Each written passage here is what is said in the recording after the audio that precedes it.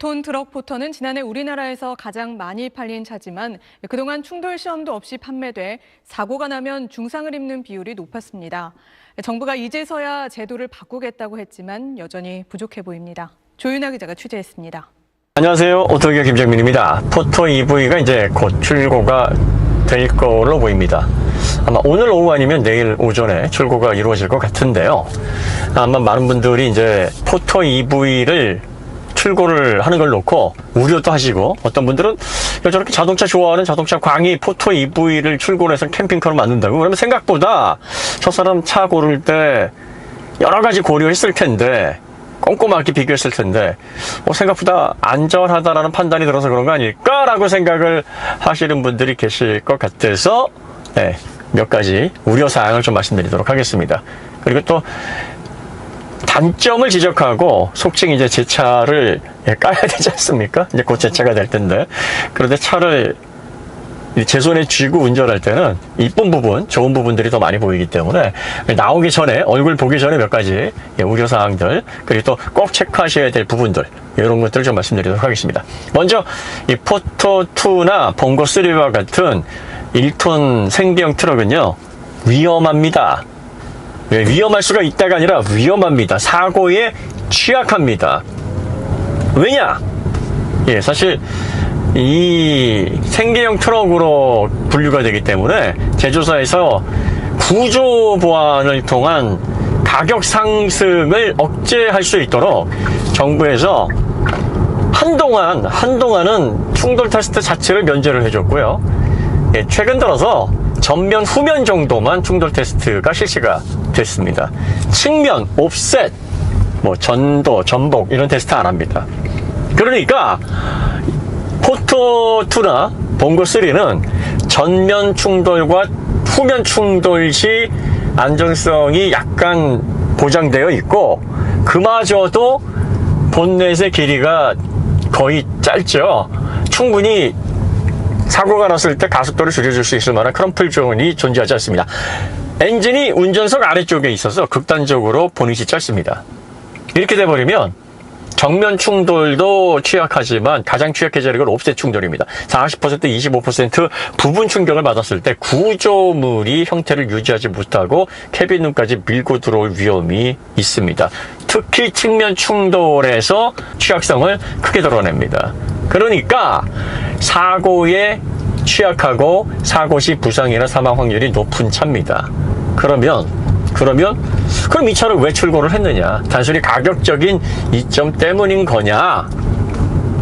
자, 이 위험 요소는요, 그걸 적당하게 경험하고 정확하게 알고 대처를 했을 때와 그렇지 않았을 때 상당히 그 결과가 크게 벌어집니다.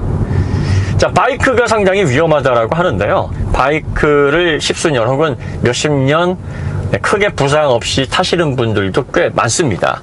차이는 운이 아니라 바이크의 위험 요소를 정확하게 알고 무리하지 않으면서 위험 요소를 최대한 제거한 상태에서 바이크를 운행했을 때 사고 확률이 크게 내려갑니다.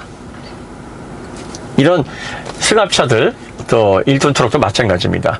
이 위험 요소, 취약성을 정확하게 알고 그 위험성을 최대한 피해갈 수 있도록, 완벽하게 피할 수 있는 상황은 없죠. 최대한 피해갈 수 있도록 운전 습관, 그리고 또 본인의 철저한 원칙, 이런 것들을 통해서 사고 위험성을 최대한 낮출 수 있다라는 겁니다. 물론 그렇다 할지라도 멀쩡히 있는데 와서 측면을 하긴, 내 신호 받고 가는데 신호 위반해서 돌진을 한다, 방법이 없죠. 이런 경우에는 그 어떤 차들도 사고를 피해갈 수 없으니까 이건 비단 포터2나 봉고3와 같은 1톤 소형 트럭만의 문제는 아닙니다. 물론 그렇게 예기치 않은 사고를 당했을 때도 안전이 충분히 확보가 되면 부상률이나 사망률을 크게 낮출 수 있기 때문에 이런 경우에는 분리할 수밖에 없습니다. 하지만 이렇게 불가항력적인 경우를 제외한다면 운전 습관, 그리고 또 충분한 위험에 대한 경각심으로 안전한 운행을 어느 정도 확보해서 운행을 하실 수가 있게 됩니다. 왜? 제가 20대 초반서부터 1톤 트럭, 그리고 또 2.5톤, 4.5톤, 이런 다양한 트럭들을 보유하면서 저도 운행을 했었고요. 그런 경험을 바탕으로 몇 가지 이제 철칙들을 저는 가지고 있는데요. 첫 번째는 절대로 상용차를 운전할 때는 과속을 하지 않습니다. 그럼 이 과속의 의미가 뭐냐? 시내에서는 시내 규정 속도를 철저하게 지키는 거고요. 고속도로에서는 80에서 90km 이상을 내지 않습니다. 자, 그러면 이게 구조적으로 취약한데 뭐 어떤 경우는 뭐 40, 50km에서 옵셋 충돌을 했을 때 운전자가 크게 다치는 그런 취약성을 보여주고 있으니 고속도로에서 80, 90으로 아무리 속도를 낮춰서 주행한다고 한들 위험하지 않겠느냐 이렇게 보시는데요. 뭐든지 과속에서 문제가 발생하는 것은 사고 직전 시 속도가 충분히 줄여지지 않는 그 상황 때문입니다. 뭐 졸음운전이라든지 정신을 잃지만 않으면 달리는 속도로 감속 없이 충격을 하지는 않습니다. 들이받지는 않아요. 대부분 마지막 순간에 브레이킹을 하게 되는데 이 짧은 몇 초간의 속도가 줄어들게 됩니다. 자, 그때 생존 가능한 영역으로 들어오려면 규정 속도를 지키느냐 지키지 않느냐가 매우 중요한 요소로 작용을 합니다. 그러니까 다시 말해서 120, 130, 140 이런 빠른 속도에서 순간적으로 사고를 감지하고 몇 초 동안 브레이킹을 하는 경우와 80, 90 정속 주행을 하다가 위험 요소를 발견해서 단 몇 초 동안이라도 브레이킹을 해서 속도를 줄여내는 그 결과는 완벽하게 다릅니다. 후자 경우가 생존할 확률이 몇 배가 아니라 몇십 배 높아집니다. 그러니까 절대로 상용차는 과속을 해서는 안 됩니다. 전기차 EV를 제가 선택을 한 것도 여기 최고 속도가 이제 120km로 제한이 되어 있습니다. 그리고 여기 한 번 충전에 58.8kWh 배터리가 탑재가 되어 있는데 공인 전비가 한 번 충전에 211km를 들어갈 수 있다 합니다. 그러면 요거를 속도를 많이 내면 낼수록, 다시 말해서 토크 출력을 많이 사용하면 사용할수록 전비는 줄어들게 되니까 아무래도 정속 주행을 할 수밖에 없게 됩니다. 조금이라도 더 멀리 가려면 고속도로에서도 한 8, 90 정도를 유지하지 않을까, 뭐 이런 생각을 하게 되는 거죠. 그리고 또 한 가지는 이제 전기차 같은 경우에는 이 화물차에도 회생제동이 제동 시에 힘을 보태기 때문에 회생제동에 따른 브레이크 밀림 현상도 어느 정도, 그래서 빠르게 속도를 줄일 수 있다라는 이점 때문에 사실 전기차 EV를 캠핑용으로 선택을 한 겁니다. 이게 이제 속도와 관련된 원칙이 첫 번째고요.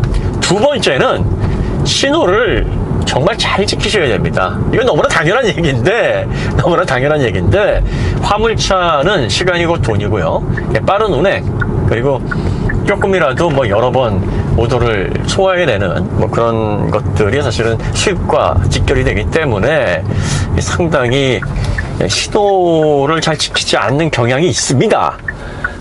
생업과 관련해서 뭐 마음은 이해는 하지만 어차피 우리가 경제 활동을 하는 게 궁극적으로는 좀 더 좋은 환경에서 잘 먹고 잘 살기 위해서 하시는 거 아닙니까? 그리고 이제 살아가는 가족들, 특히 아이들에게 보다 나은 환경을 만들어주기 위해서 그러시는 거잖아요. 그러려면 조금 수입이 줄어들시라도 경제 활동을 하는 가장분들이 하나라도 더 건강하게 경제 활동을 하는 게 궁극적으로 이익입니다. 그러니까 한 푼이라도 더 많이 벌기 위해서 뭐 신호를 무시하거나 아니면 차들이 없을 경우에 뭐 신호 위반을 한다, 이러고 굉장히 위험합니다. 너무나 당연한 얘기지만 이런 부분에 대해서 여러 번 상기를 시켜드려야 된다고 봅니다. 그러니까 몇몇 날은 운이 좋아서 신호 위반을 해서 몇 번의 수입 증대 이런 효과를 보실 수는 있겠으나 언젠가는 신호 위반을 했을 때 위험에 노출돼서 사고를 당하게 되게 되면 신호 위반의 사고들이요 대체적으로 측면 사고들이 많습니다. 정면 사고보다는. 그런데 이 포토2나 봉고3는 옵셋, 측면 이 부분이 굉장히 취약합니다. 내가 신호를 잘 받고 가는데 신호를 무시하고 내 옆을 들이받는다 이러면 방법이 없겠지만, 그런 상황이 아니라면 신호를 철저하게 지키시는 그 습관만으로도 많은 사고를 피하실 수가 있게 됩니다.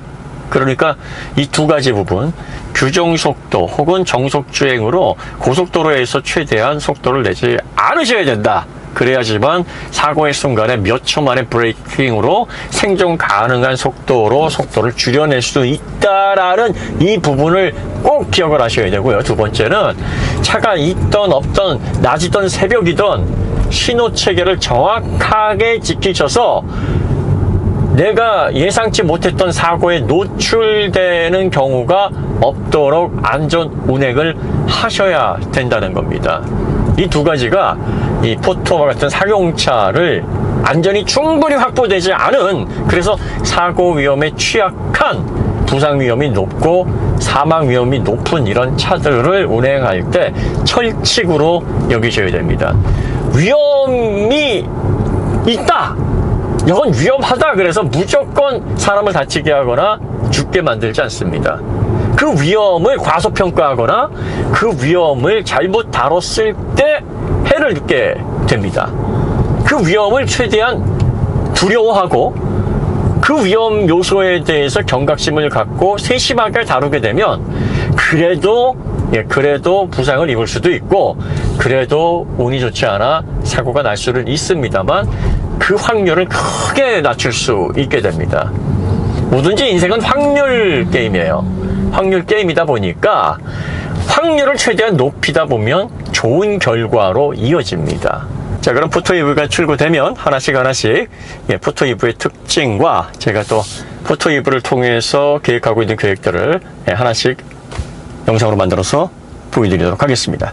오늘 이야기 여기서 마치도록 하고요. 더 좋은 콘텐츠로 찾아뵙겠습니다. 감사합니다.